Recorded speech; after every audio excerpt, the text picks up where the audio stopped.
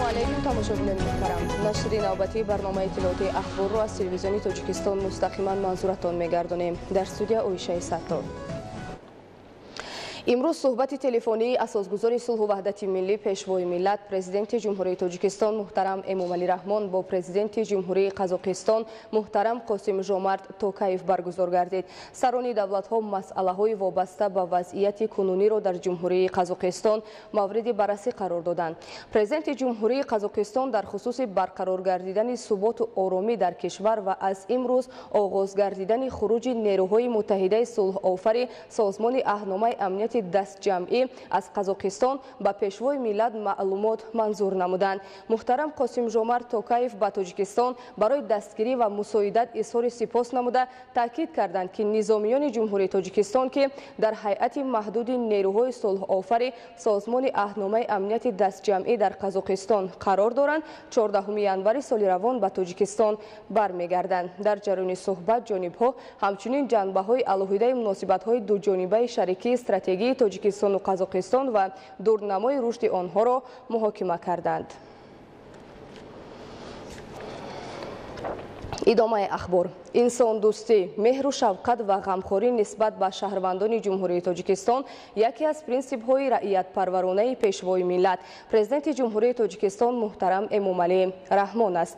طبق سیاست بشردوستانه با فرمان پرزیدنت جمهوری تاجیکستان در زمان صاحب استقلالی 17 مراتبه قانون درباره عفو، قبول و نسبت به 170,000 نفر تطبیق گردیده آنها از ادای جزا آزاد گردیدند. دایر به موضوع نوریدین قربان و بهادر قربانزاده گزارش می‌دهند. در کنستیتوسیای جمهوری تاجیکستان انسان و حقوق و آزادی‌های او ارزش عالی دارند.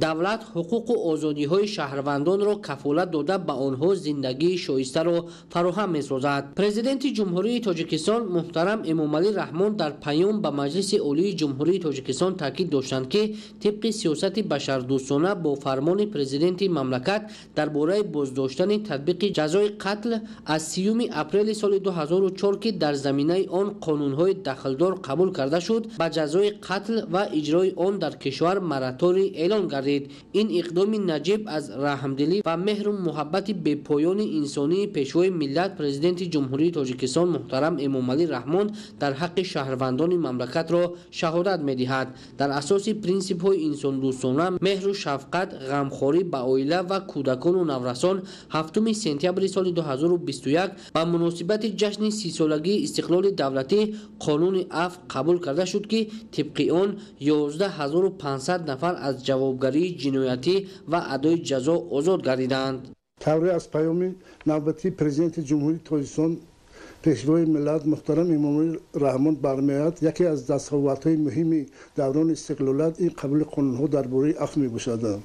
در طول 30 سال استقلالیت در جمهوری تاجیکستان 17 مراتبه قانون عفو قبول کرده شدند و طبق قانون قبول کرده 170,000 نفر از جوابگری جنایتی و از ادای جزا آزاد کرده شدند و باید قید کرد که این سند عفو این سند میباشد که از جانب مقام وکالتدار حاکمیت دولتی قبول کرده میشود. یعنی نه همه مقامات دولتی حقوق قبول سند عفو دارند. طبق سند عفو یک گروه شخصان میتوان از جوابگری جنایتی آزاد کرده شوند، گروه دیگر میتوان جزای آنها کم کرده شود یا نسبت یک گروه معین آدمان ممکن است که پرونده های جنایتی قطع کرده شود. این چنین هنگامی که در همین خود سند نشان داده می شود ممکن نسبت شخص بخش جزا تطبیق کرده شود.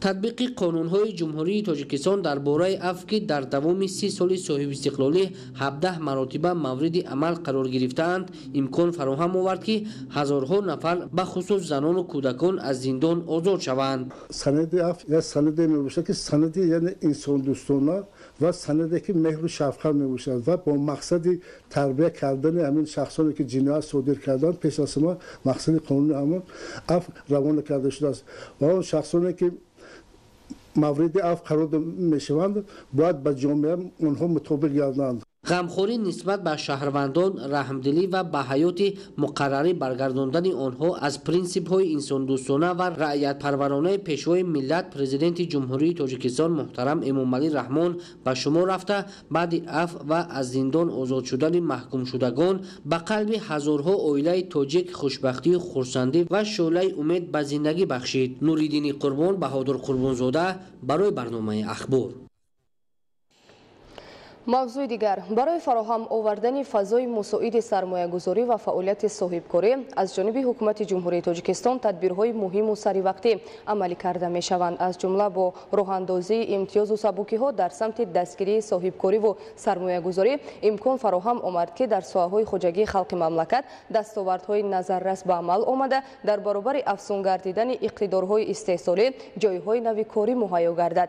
گزارش محمد علی سفر.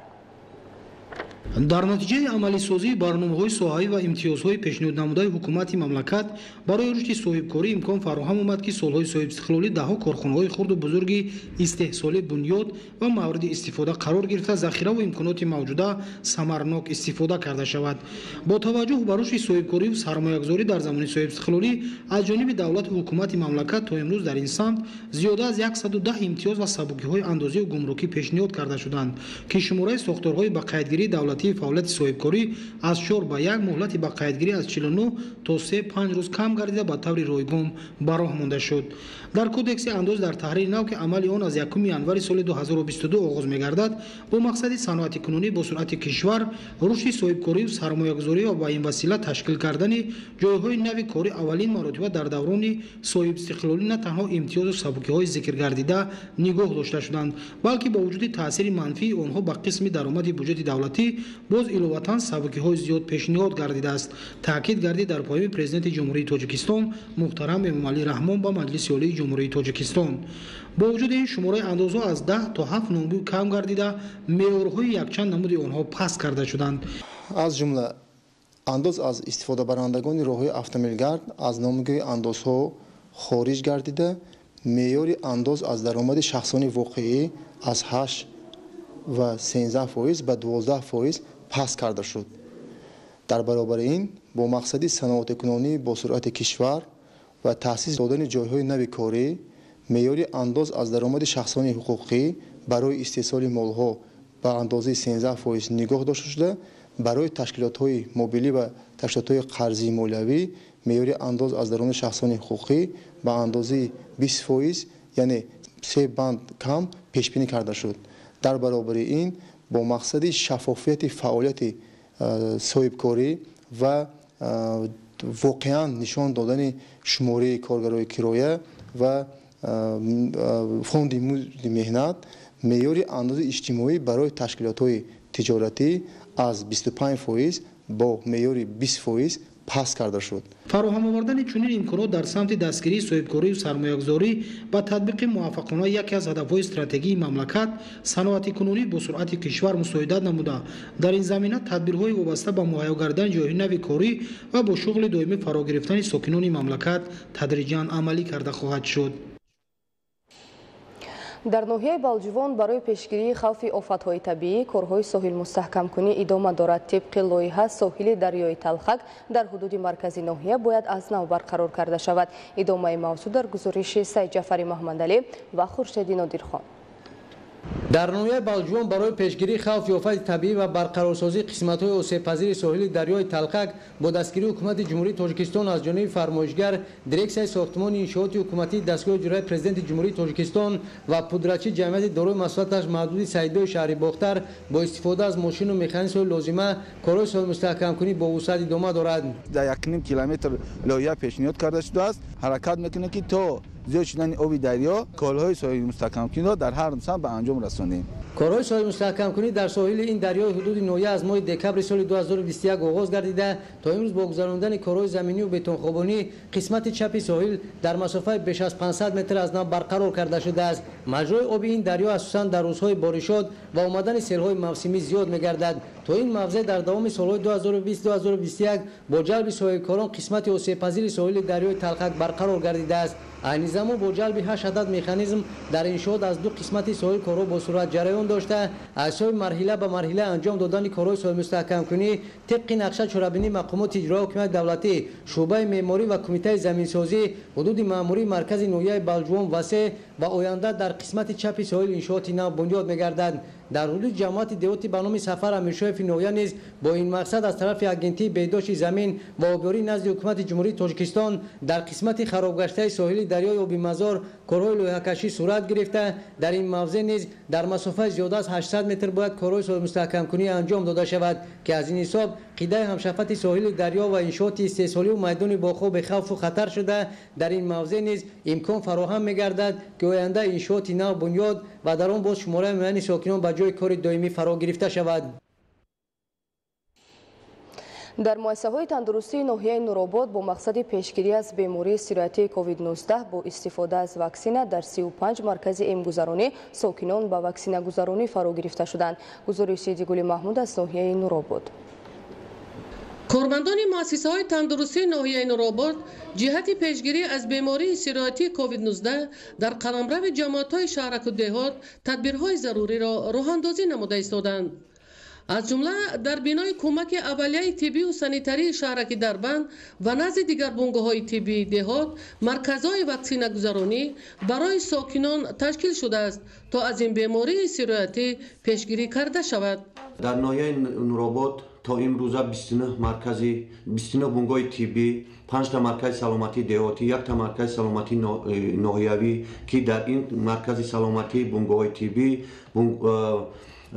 нуқтаҳои эмгузаронӣ фаъолият доранд. ҳамарӯза бо ҳамроҳии беморхона ва марказҳои саломатӣ иммунизатсия рафтааст ки имрӯз дар ноҳияи Нуробод тибқи нақша 75% иҷро шудааст ва мо бо ҳамроҳии кормандони тиб ҳаррӯза корбарӣ ва фаъолияти худро дар байни халқ ва дар байни ҷомеа имрӯз кӯшиш дорем ки ба харҷ битиҳем.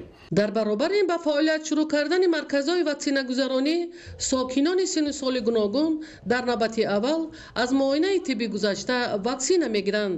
аз ҷумла дар назди бунгоҳи тиббӣ деҳаи обилурди ҷамоати деҳоти Хумдон маркази ваксинагузаронӣ амал намуда ҳамарӯза сокинон ваксина гирифта истоданд, зеро ягона роҳи солимӣ аз ин беморӣ ваксинатсия мебошад. дар ноҳия бо мақсади фарогирии пурраи сокинон бо иммунизатсия аз ҳисоби кормандону мутахассисони соҳаи тандурустӣ бригадаҳои сайёр ташкил карда шудааст. дар ноҳияи Нуробод мо нақша гирифтагем гурӯҳи мақсадноки аз 18 сола болоро барои гирифтани ваксинаи бар зидди бемориҳои COVID-19 барои дар сатҳи баланд гузарондану аҳолиро пурра фаро гирифтан мо гурӯҳҳои барои ваксинагирӣ дар ҷамоатҳо ташкил кардагем. гурӯҳҳое ташкил карда ҳаррӯза дар ҷамоатҳо мардумро хона ба хона гашта бо ваксина фаро мегиранд. бо зиёд гардидани ҳаҷми маблағгузории соҳа сатҳу сифати ташхису табобати беморон беҳтар гардида бо мақсади ташвиқи тарзи ҳаёти солим пешгирӣ аз бемории сироятии COVID-19 дар ҷамоатҳои шаҳраку деҳот табибон корҳои эмгузарониро дар сатҳи зарурӣ анҷом дода истоданд. дар паёми президенти ҷумҳурии Тоҷикистон муҳтарам Эмомалӣ Раҳмон ба Маҷлиси Олии Ҷумҳурии Тоҷикистон рушди соҳаи тандурустӣ ва ҳифзи солимии аҳолӣ яке аз бахшҳои афзалиятноки сиёсати иҷтимоии давлат ва ҳукумати Ҷумҳурии Тоҷикистон маънидод шудааст. ин аст ки ҷиҳати беҳтар намудани солимии сокинони ноҳияи Нуробод танҳо давоми 3 соли охир 11 иншооти соҳаи тандурустӣ бунёд шуда барои ташхису табобати беморон дар муассисаҳои соҳа беш аз 7 миллион сомонӣ таҷҳизоти тиббӣ, нақлиётӣ, санитарӣ ва дигар воситаҳои зарурӣ таъмин карда шуданд. дар ноҳияи Нуробод таваллуххонаи нав ва истифода дода шуд ки дорои 25 кат мебошад. ғайр аз ин бо дастгириҳои ҷаноби олии президенти мамлакат имсол дар ноҳияи Нуробод бисёр соҳаҳои тандурустӣ ба истифода дода шуданд. аз он ҷумла як автомошинаи ёрии таъҷилӣ бо ҳамаи таҷҳизотш ба беморхонаи марказӣ туҳфа гардида буд. бинои дуошонаи табаллутхона дар шаҳраки Дарбанд аз ҳисоби маблағҳои вазорати тандурустӣ ва ҳифзи иҷтимоии аҳолӣ бунёд шуда аз 21 ҳуҷраи табобатӣ иборат мебошад. дар ин бинои нави замонавӣ ҳамзамон барои қабули 150 нафар бемор 16 ҳуҷраи корӣ бунёд шуда 12 нафар табибон ва кормандони миёнаи тиббӣ ба табобати беморон машғул мебошанд. Идигули Маҳмуд, Додарҷони Мирзозода, барои барномаи ахбор аз ноҳияи Нуробод. идомаи барнома. Мавсими варзиши соли 2021 ба поён расид. Бархе аз варзишгарони тоҷик дар соли 2021 дар мусобиқоти ҷаҳониву қитъавӣ ва байналмилалӣ ба як силсила дастовардҳо мушарраф шуда Тоҷикистонро муаррифӣ намуданд. Ҳамакнун барои қадрдонии варзишгарони беҳтарин ва мураббиёни шоиста дар қароргоҳи Федератсияи самбо маросими ҷоизасупорӣ доир гашт. Шарҳи бештари мавзӯъ дар гузориши Раҳматшоҳи Обид. ورزشگران تاجیک در سال 2021 در قطار مسابقات سطحی بین‌المللی و جهانی و اونیورسیادها اشتراک کرده با نتیجه والای خود تاجیکستان عزیز را معرفی نمودند. خیلی هم رمزی است و باعث افتخار است که در روزهای تجلیل جشن روز پرزیدنت جمهوری تاجیکستان دسته منتخب سمبوچیان مملکت در چمپیونات جهان که طول چند روز در شهر تاشکند ادامه داشت با گرفتن 3 مدال کامیاب گردیدند. اکمالالدین کریمов پهلوان معروف تاجیک بار اول با عنوان چمپیون جهان اومد به گشودن طرز سامبو مشرف شد.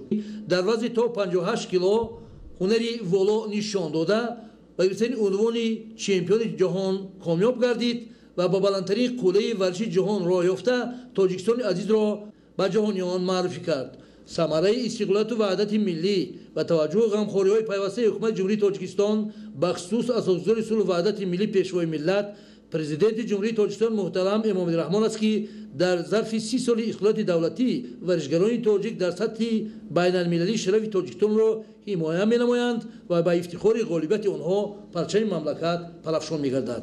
در شهر دوشنبه مراسم جمع‌بستی فعالیت فدراسیای سامبوی مملکت دایر گردید. در مراسم مسئولین فدراسیای سامبوی کشور، ورزشگران و جایزه‌داران و دیگر نمایندگان ساحه ورزش اشتراک کردند. اطلاع داده شد که دستپروری فدراسیای سامبوی تاجیکستان در سال 2021 در 5 مسابقه سطحی جهانی شرکت ورزیده صاحب جایزه‌های افتخاری گردیدند. از طرف فدراسیای بین‌المللی دو نامه سپاسنامه قدردانی با عنوان پرزیدنت کمیته ملی المپیک جمهوری تاجیکستان اساسگزار صلح و وحدت ملی پیشوای معظم ملت محترم امامعلی رحمان یعنی که ارسال گردید و همچون برای رئیس کمیته کار با جوان و ورزش نزد حکومت جمهوری تاجیکستان این همه این سپاسنامه‌ها به خاطر دستاوردهای بزرگ سامبوچی بود که این ما را خیلی رو بلند نمود. همزمان در همایش با یک قطار از جایزه‌داران بهترین ورزشگران و مسئولین ساحه در سال 2021 سپاسنامه و دیگر جایزه‌های مولوی تقدیم گردید. در سال 2022 که در شهر مسکو اولین مسابقه جام جهان برای دریافت اساسگزاری گشتن سامبو آناتولی خرلمپیف میگذارد که ما نقشه من همین است که خدا خواهد در این چمپیونات جام جهان اشتراک کنم و در طول این سال چندین مسابقه دیگر است که من نقشه دارم که در این چمپیونات ها اشتراک کنم با باز پرچم دولت خود را در عرصه بین‌المللی بلند بردارم. مینادوری با پرزیدنت فدراسیا می‌نمایم که اینا تا چند سال است که ما را دستگیری کرده شده است و از سال 2018 به همگان معلوم است که به من автомашина توفان نمودند و باز این سال هم جایزه پولی گرفتیم. مینادوری بیان می‌کنیم و در سال 2022 کوشش می‌نماییم که در چمپیونات جهان که از همه قله بلندترین در سامبو چمپیونات جهان است یعنی کوشش نمایم که دوم بار قهرمان جهان شوم. این آرزوی من است و کوشش می‌کنم که به این آرزو هم برسم. از جمله در سوپر جام جهان صاحب یک مدال طلا 5 مدال برنجی در چمپیونات آسیا 22 مدال در مسابقات بین‌المللی جام پرزیدنت فیاس 2 مدال و نهایت در چمپیونات جهان که در شهر تاشکند صورت گرفت سامبوچیان تاجیک 3 مدال، 1 نقره، 1 طلا و 1 برنجی به دست آوردند که میان فدراسیای غیر المپی این بهترین نتیجه به حساب می‌رود. امیدواریم که ورزشگران تاجیک من بعد نیز با احساس والای وطن دوستی و وطن پرستی، افتخار از سازندگی و بنیادکاری، معرفت بلند حقوقی و سیاسی، بهر رشد و آبادی مملکت و باز هم بلند برداشتن پرچم دولتی در عرصه جهانی جد و جهد و تلاش می‌نمایند.